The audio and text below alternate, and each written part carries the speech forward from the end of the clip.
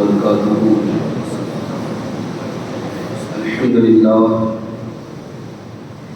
الحمد لله كفى والصلاة والسلام على عباده الذين اصطفى أما بعد.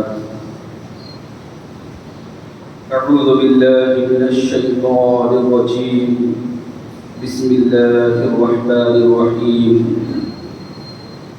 فمن يعمل مثقال ذرة خيرا يره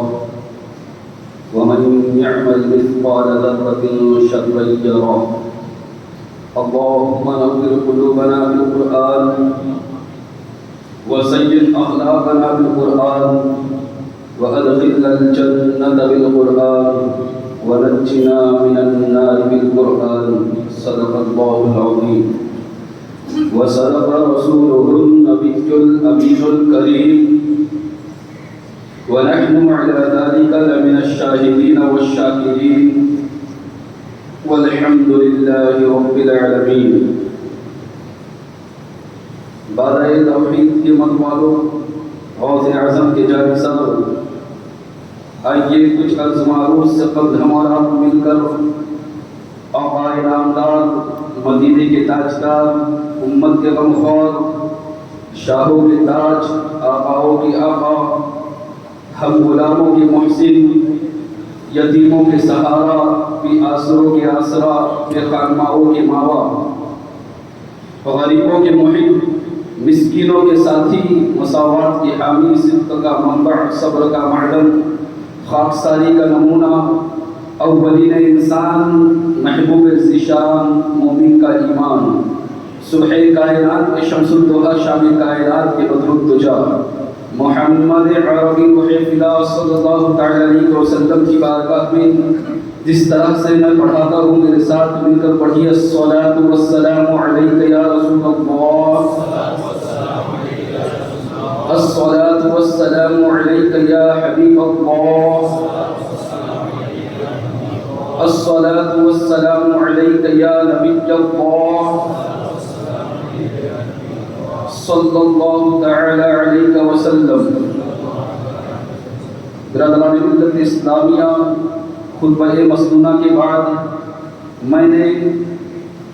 جن آیتوں کی تلاوت کرنے کا شرف حاصل کیا، اللہ رب العزت مجھے حق کہنے، آپ کو حق سننے، ہم سب کو اس پر عمل کرنے کی توفیق عطا فرمائے. اللہ رب العزت کا فرمان علی شان ہے،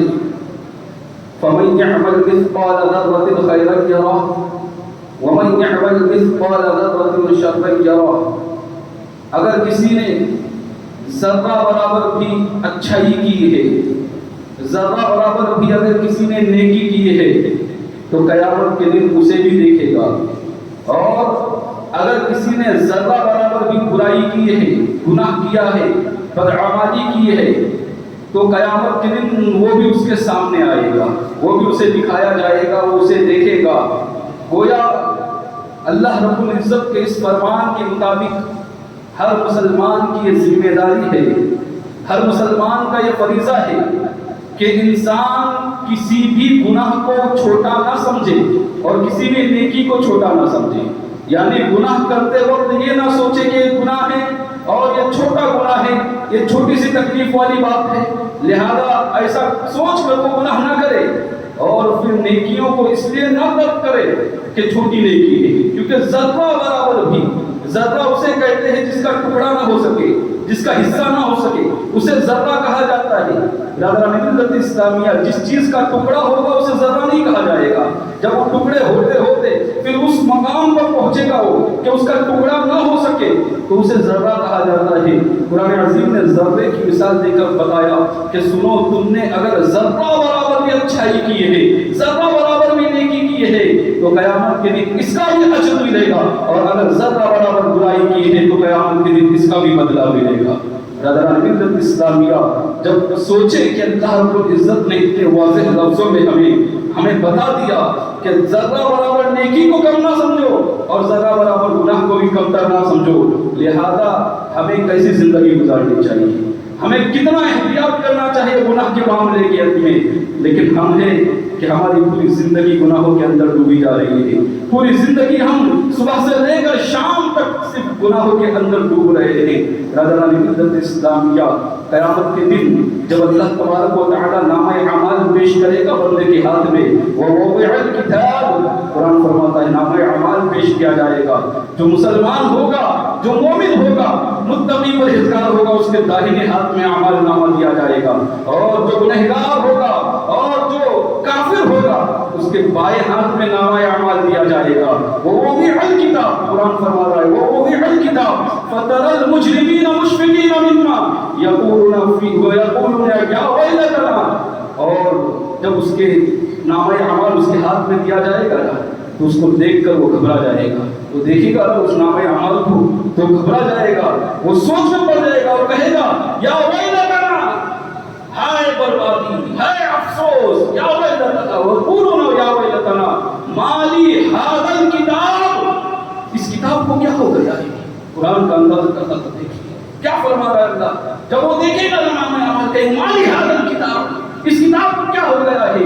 لا یغادر صغیرۃ ولا کبیرۃ الا احصاها، ہر چھوٹی سی چھوٹی چیزیں بھی اس میں لکھی ہوئی ہے اور ہر بڑی سی بڑی چیز بھی اس میں لکھی ہوئی ہے۔ اللہ اکبر، ذرا اندازہ لگائیے، سوچیں کہ کیا ہے اگر چھوٹی بات ہم نے کی ہے، چھوٹی سے چھوٹی چیزیں، اور یہ قرآن عظیم کی آیت پڑھ رہا لا یغادر صغیرۃ ولا کبیرۃ الا احصاها، چھوٹی چیزیں بھی اس میں لکھی ہوئی ہوگی، بڑی چیزیں بھی اس میں لکھی ہوئی ہوگی اور اس کو گھیر دیا جائے گا۔ الا احصاها ووجدوا ما عملوا حاضرا، قرآن فرماتا ہے ہر وہ چیز جو تم نے کی ہے، ہر وہ عمل جو تم نے کی ہے اس میں حاضر پاؤ گے۔ ولا یظلم ربک احدا، اور اس دن رب کسی پر ظلم نہیں کرے گا، یعنی سب کو بدلہ دیا جائے گا، سب کو ملے گا اس دن بدلہ۔ ولا یظلم ربک احدا، برادران ملت اسلامیہ، ذرا سوچیں کہ ایک چھوٹی سی بات بھی اگر آپ نے کی ہے، چھوٹا سا گناہ بھی کیا ہے، تو قیامت کے دن جو ہے نامہ اعمال جب پیش کیا جائے گا تو اس کے اندر وہ گناہ بھی لکھا ہوا نظر آئے گا، اور بڑا گناہ کیا ہے، بڑی نیکی کی، سب کچھ جو کچھ ہم نے کیا ہے پوری زندگی کے اندر وہ سب کا سب ہمیں نامہ اعمال میں دکھایا جائے گا، وہ سب کچھ ہمیں نظر آئے گا۔ اس دن ہائے افسوس یا ویلتا کہتے ہوئے ہم نظر آئے گی۔ برادران ملت اسلامیہ، اور ایک جگہ فرمایا گیا ما یلفظ من قول الا لدیہ رقیب عتید، انسان جو کچھ بولتا ہے، ما یلفظ، جو کچھ بولتا ہے، جو کچھ اس نے تلفظ ادا کیا، ما یلفظ من قول الا لدیہ رقیب عتید، رقیب اور عتید جو کرامن کاتبین ہیں دو فرشتے، اس کے قریب ہے جو لکھنے پر معمول کرتے ہیں، ہر لفظ کو ہمارے لکھتے ہیں، ہم نے اچھا بولا اسے بھی لکھتے ہیں، برا بولا اسے بھی لکھتے ہیں، فضول گوئی کی اسے بھی لکھا جاتا ہے۔ برادران ملت اسلامیہ، قرآن عظیم کی میں آیتیں ہم کے سامنے پڑھ رہا ہوں، وجہ کیا ہے، سوچیں ذرا کہ ہم اپنی زندگی کو کہاں گزار رہے ہیں، ہم کیا کر رہے ہیں، ہمارے معاملات کیا ہیں، ہمارے الفاظ کیا ہیں، ہم پوری زندگی اپنی کن کن کاموں میں گزار رہے ہیں، اس بارے میں ہمیں سوچنا ہوگا، کیونکہ ہماری اصل زندگی مسلمان کی یہ زندگی نہیں ہے، بلکہ حقیقی زندگی ہماری مرنے کے بعد شروع ہونے والی ہے، وہی زندگی ہے جو ہمیشہ رہنے والی ہے۔ متاع الدنیا قلیل، دنیا کا ساز و سامان تو بہت تھوڑا ہے، بہت کم تر ہے، والآخرۃ خیر وابقیٰ، قرآن فرماتا ہے، اور آخرت کی زندگی باقی رہنے والی ہے، آخرت کی زندگی ہمیشہ کی زندگی ہے۔ تو ہمیں کس زندگی کے بارے میں سوچنا چاہیے، ہمیں کس زندگی کی پرواہ کرنی چاہیے، یہ تھوڑی سی زندگی کے بارے میں، یہ چھوٹی سی زندگی 60-70 سال کی زندگی کے بارے میں، یا وہاں پر جہاں پر ہمیں ہمیشہ رہنا ہے۔ برادران ملت اسلامیہ، ایک بات یاد رکھنا، ہمارا شاید عقیدہ کمزور ہو گیا ہے آخرت پر، جس کی وجہ سے ہم گناہوں کے اندر ملوث نظر آ رہے ہیں۔ آخرت پر یقین انسان کا جتنا مضبوط ہوگا، اللہ کی ذات پر جس کا یقین جتنا مضبوط ہوگا، گناہوں سے اتنا وہ دور ہوتا ہوا نظر آئے گا، گناہوں سے پرہیز کرتا ہوا نظر آئے گا۔ ایک ہوتا ہے گناہ ہونا انسان سے، اور ایک ہوتا ہے گناہ پر اکڑ جانا، دونوں میں بڑا فرق ہے۔ گناہ انسان سے ہو جاتا ہے، انسان جو ہے یہ خطا کا کلہ کہا گیا ہے، یقیناً انسان سے برا ہو جاتا ہے، لیکن انسان گناہ کرنے کے بعد اگر اس پر افسوس کرتا ہے، توبہ و استغفار کرتا ہے، اللہ تبارک و تعالیٰ فرماتا ہے لَوَجَدُوا اللَّهَ كَانَ تَوَّابًا رَحِيمًا، کہ ایسے بندے سے نہ صرف میں اس کی توبہ کو قبول کرتا ہوں بلکہ میں اس پر رحم بھی کرتا ہوں۔ یہ کس کے لیے؟ جس کو افسوس ہوتا ہے، لیکن جو اکڑ جاتا ہے شیطان کی طرف۔ ایک بات یاد رکھنا، خطا اجتہادی جناب آدم علیہ نبی علیہ السلام سے ہوئی تھی، اور خطا جو ہے، غلطی جو ہے، وہ ابلیس سے ہوئی تھی، شیطان سے ہوئی تھی، لیکن دونوں میں فرق تھا۔ یاد رکھنا ہم غلطی نہیں کر سکتے کیونکہ انبیاء جو ہوتے ہیں وہ معصوم ہوتے ہیں، ان سے غلطی گناہ نہیں، خطا اجتہادی تھی۔ آپ عام لفظوں میں یہ کہو کہ حکمت خداوندی تھی جس کی وجہ سے یہ ہوا، ورنہ تو اللہ رب العزت نے پہلے ہی فیصلہ کر دیا تھا کہ میں اپنا خلیفہ جو روئے زمین پر بنانا چاہتا ہوں۔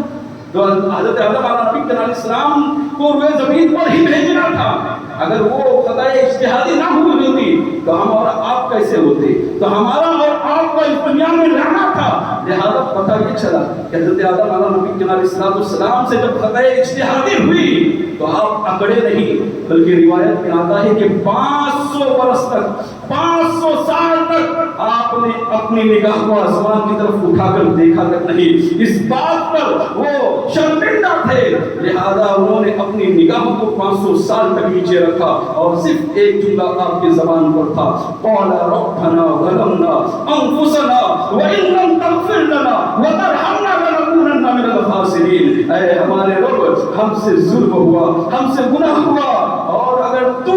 ہماری بخشش نہ کرے اور تو اگر ہم پر رحم نہ کرے تو ہم خسارے میں ہو جائیں گے۔ قدرانی مدت اسلامیہ یہ جملہ زبان پر جاری تھا، آنسوں کی برسات بہ رہی تھی، اور عرض کرنا مقصود یہ ہے کہ خطا اجتہادی ہونے کے بعد جناب آدم علیہ السلام نے جو ہے وہ عقل نہیں کی ہے، اس پر ڈٹے نہیں رہے، بلکہ شرمندگی کا اظہار کیا ہے۔ اور شیطان کا معاملہ یہ تھا، غلطی اس سے بھی ہو گئی تھی، اس نے بھی سجدہ نہیں کیا تھا فرشتوں کو، اور جب سے راندہ بارگاہ کرنے سے پہلے پوچھا گیا کہ تو نے سجدہ کیوں نہ کیا، تو جانتے اس نے کیا کہا تھا؟ قَالَ أَنَا خَيْرٌ مِّنْهُ خَلَقْتَنِي مِن نَّارٍ وَخَلَقْتَهُ مِن طِينٍ، کہ اللہ میں اس سے بہتر ہوں، مجھے تو نے آگ سے پیدا کیا ہے اور اسے مٹی سے پیدا کیا ہے۔ گویا اس نے غلطی کرنے کے بعد اس پر اکڑ گیا تھا، اس پر گھمنڈ کیا تھا اور اپنے آپ کو بہتر سمجھا تھا، تو اللہ تبارک و تعالیٰ نے اسے راندہ بارگاہ کیا۔ تو اے انسان، اگر آپ سے ہم سے غلطی ہو جائے تو ہمیں چاہیے کہ اس پر شرمندگی کا احساس ہو، اس پر افسوس کیا جائے، رب کی بارگاہ میں توبہ و استغفار کر کے رب سے سچے دل سے معافی مانگی جائے، شرمندہ ہوا جائے۔ یہ حضرت آدم علیہ السلام کا طریقہ ہے، اور خطا پر اکڑ جانا، خطا پر گھمنڈ کرنا، خطا پر غرور کرنا، یہ شیطان کی فطرت ہے اور شیطان کا طریقہ ہے۔ آج ہم کیا کر رہے ہیں؟ آج ہم کیا شرمندہ ہے اپنے گناہوں سے؟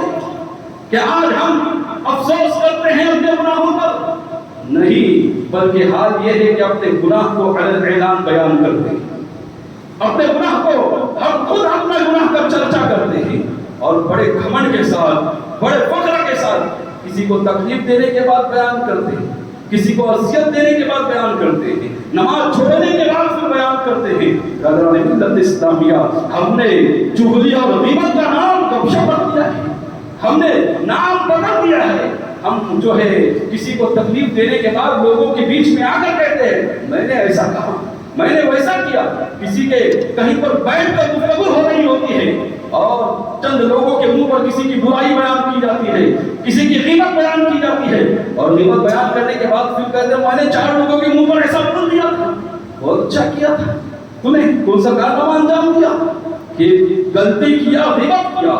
پھر کچھ لوگ یہ بھی کہتے ہیں کہ اس کے اندر وہ برائی تھی جو میں نے بیان کیا۔ تو سن لو میرے آقا علیہ السلام کی حدیث۔ آقا علیہ السلام سے صحابہ کرام نے عرض کیا یا رسول اللہ صلی اللہ علیہ وسلم، اگر کسی کے اندر برائی ہو اور پھر اسے بیان کیا جائے تو کیا ہے؟ میرا آقا علیہ السلام نے فرمایا اسی کا نام تو غیبت ہے، اور اگر اس کے اندر وہ برائی نہ ہوگی، اس کے اندر وہ عیب نہ ہوگا اور آپ نے بیان کیا تو یہ غیبت نہیں ہے بلکہ یہ تو بہتان ہے، اس پر الزام ہے۔ ملت اسلامیہ تو برائی ہوگی اور بیان کرو گے، اور اس کے بعد پھر اگر کہو گے کہ میں نے اس کے 4 لوگوں کے منہ پر ایسا سنا دیا، 4 لوگوں کے، اگر اصلاح مقصود تھی آپ کی، آپ کو اگر واقعی اصلاح کرنا تھا تو آپ کا رویہ یہ ہونا چاہیے تھا، آپ کا طریقہ کار یوں ہونا چاہیے تھا کہ آپ اسے پرسنل سمجھاتے، محبت سے سمجھاتے، اور اگر ایسا نہ ہو سکتا کہ وہ آپ کو تکلیف دیتا یا آپ کو پلٹ کر جواب دیتا یا گالیاں دیتا، ایسا انسان ہوتا تو ہونا یہ چاہیے کہ وہ بھی کسی نہ کسی کی بات ضرور سنتا۔ ہوتا ہے، ہر انسان کا کوئی نہ کوئی خاص دوست ہوتا ہے، اگر اس کے ذریعے اس تک بات پہنچائی جاتی کہ دیکھ ایسی ایسی بات ہے، یہ کام نہیں ہونا چاہیے، یہ اصلاح کا طریقہ ہے، نہ کہ چار لوگوں پر منہ بول کر اس کو ذلیل کر دیا جائے۔ آج ہم نے ذلیل کرنے کا ٹھیکہ لے کر رکھا ہے، آج ہم نے لوگوں کو رسوا کرنے کا ٹھیکہ لے کر رکھا ہے۔ یاد رکھنا، جس کے زبان سے اور جس کے ہاتھ سے دوسرا مسلمان بھائی محفوظ نہ ہو، میرا آقا علیہ السلام نے فرمایا وہ مومن ہو ہی نہیں سکتا۔ زبان اور ہاتھ سے دوسرا مسلمان بھائی محفوظ ہونا چاہیے، ہماری زبان سے بھی ہمارے ہاتھوں سے بھی دوسرے مسلمان بھائی کو اذیت نہیں پہنچنی چاہیے، کسی کو تکلیف نہیں پہنچنا چاہیے۔ ہم راستے پر بیٹھتے ہیں اور پھر اس کی غیبت، اس کی چغلی، اس کی برائی کرتے ہوئے نظر آتے ہیں۔ نظرانِ ملت اسلامیہ ہر جگہ کا ایک اڈا بنا ہوتا ہے، ہر علاقے کا ایک اڈا ہم نے بھی موڑی بنا کے رکھی ہے، ایک اڈا ہے گستاخ گناہوں کا، ایک قیمتوں کا اڈا بنا کر رکھا ہے۔ نظرانِ ملت اسلامیہ ہر زمانے کے اندر ہوتا تھا، یہ نیا طریقہ نہیں ہے، یہ پرانا ہے۔ صحابہ کرام رضوان اللہ تعالی علیہم اجمعین سے میرے آقا علیہ السلام نے فرمایا تھا کہ راستے پر نہ بیٹھو، راستے پر ہرگز نہ بیٹھو۔ تو آپ صحابہ کرام رضوان اللہ تعالی علیہم اجمعین نے عرض کیا یا رسول اللہ صلی اللہ علیہ وسلم، آپ سوچ رہے ہو گے کہ میں ہر بات پر پابندی لگاتا ہوں، کتنی بات مولانا کی مانی جائے، کتنی بات امام صاحب کی مانی جائے؟ تو سنو، میں اپنی طرف سے کوئی پابندی نہیں لگاتا ہوں، چھوٹ دے دی گئی آپ کو بیٹھنے کی، آگے روایت سن لو، لیکن کچھ شرائط کے ساتھ، کچھ حقوق کے ساتھ پھر چھوٹ دی گئی ہے۔ صحابہ کرام رضوان اللہ تعالی علیہم اجمعین نے عرض کیا یا رسول اللہ صلی اللہ علیہ وسلم، ہم راستے پر بیٹھتے ہیں نا تو ہماری مجبوری ہے، مجبوری یہ تھی کہ دن بھر تھکا ہوا انسان آتا ہے، آپس میں بیٹھتا ہے، محبتوں کی باتیں ہوتی ہیں ایک دوسرے سے، تو پورے دن کی تھکاوٹ دور ہوتی ہے، ہوتا ہے، اس میں کوئی شک نہیں کہ آپ ایک جگہ پر بیٹھو گے، تھک ہار کر آؤ گے اور ایک جگہ پر بیٹھ کر تھوڑی سی باتیں کرو گے، گفتگو کرو گے تو پورے دن کی جو تھکاوٹ ہوتی ہے وہ دور ہو جاتی ہے۔ تو صحابہ کرام رضوان اللہ تعالی علیہم اجمعین نے عرض کیا یا رسول اللہ صلی اللہ علیہ وسلم، ہماری یہ مجبوری ہے کہ ہم آپس میں بیٹھ کر گپ شپ کرتے ہیں۔ تو جانتے ہوئے میرے آقا علیہ السلام نے فرمایا اگر راستے پر بیٹھنا چاہتے ہو تو راستے کا حق ادا کیا کرو، راستے کا حق ادا کیا کرو۔ پوچھا گیا راستے کا حق کیا ہے؟ تو آقا علیہ السلام نے جو پہلی بات بتائی وہ یوں بتائی کہ سنو، راستے کا پہلا حق یہ ہے کہ اپنی نگاہوں کی حفاظت کیا کرو، اپنی نگاہ کی حفاظت، یہ پہلا حق ہے راستے کا۔ کس طرح سے؟ یعنی اگر کوئی مرد عورت وہاں سے گزر رہے ہیں تو آپ یوں نہیں کہ سب کے سب ایک ساتھ میں اس کو دیکھنے لگ جاؤ، اپنی نگاہ کی نیچی کا،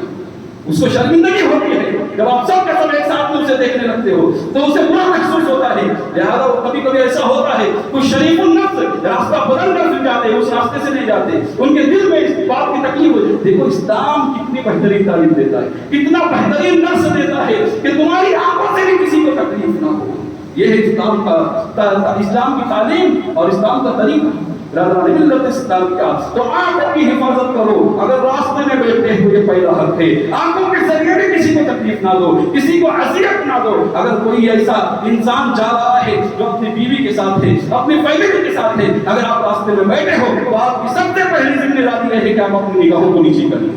آپ اپنی نگاہوں کو نیچے کر لیں۔ یہ آنکھوں کی حفاظت کرنا، قرآن فرماتا ہے وَقُلْ لِلْمُؤْمِنِينَ يَغُضُّوا مِنْ أَبْصَارِهِمْ وَيَحْفَظُوا فُرُوجَهُمْ ذَلِكَ أَزْكَىٰ لَهُمْ إِنَّ اللَّهَ خَبِيرٌ بِمَا يَصْنَعُونَ۔ اور اے محبوب مومنین سے کہہ دیجئے کہ وہ اپنی نگاہوں کی حفاظت کرے، نگاہوں کو نیچا رکھے اور اپنی شرمگاہ کی حفاظت کرے، یہ ان کے لیے بہتر ہے، یہ ان کے لیے بہت ستھرا ہے۔ ذَلِكَ أَزْكَىٰ لَهُمْ۔ بے شک اللہ سب کچھ جانتا ہے، سب کچھ خبر رکھتا ہے، جو کچھ تم کرتے ہو سب کچھ کی خبر ہے اسے۔ اس لیے راستے کا پہلا حق ہے کہ اپنی نگاہوں کو حفاظت کی جائے۔